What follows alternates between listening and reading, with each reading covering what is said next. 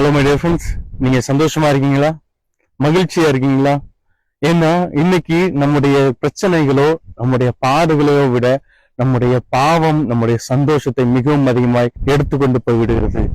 ஆனாலும் இன்றைக்கு நம்முடைய தெய்வம் வார்த்தை நினைப்பூட்டுகிறார். என்ன அப்படின்னா, நாம் எப்படிப்பட்ட பாவியா இருந்தாலும், நம்முடைய பாவம் ஒருவேளை சிவேர் என்றிருந்தாலும், அது இரத்தாம்பர சிவப்பா இருந்தாலும், மிகவும் அதிக கோரமா இருந்தாலும், கர்த்தர் இன்றைக்கு நமக்கு நினைப்பூட்டுறேன் அப்படின்னா, அதை அப்படியே விட்டுட்டு நீ என்கிட்ட வா. கர்த்தர் இன்றைக்கு அன்பா இருக்கிறேன் என்று நினைப்பூட்டுகிறார். ஒருவேளை நாம யோசிக்கலாம், கர்த்தர் அன்பா இருக்கிறேன்னு சொன்னதுக்கும் நம்முடைய பாவத்தை விட்டு வருவதற்கும் என்ன ஒரு தொடர்பு இருக்குன்னு. ஆனா இன்றைக்கு தேவன் நினைப்பூட்டுகிறது என்ன அப்படின்னா, நாம் நம்முடைய பாவங்களை விட்டு அவரிடத்துல திரும்புவதற்காக தேவன் நம்மில் மிகவும் அன்புள்ளவராய் இருக்கிறார். நம்ம எப்போ வருவோம் என்று சொல்லி காத்து கொண்டிருக்கிறார்.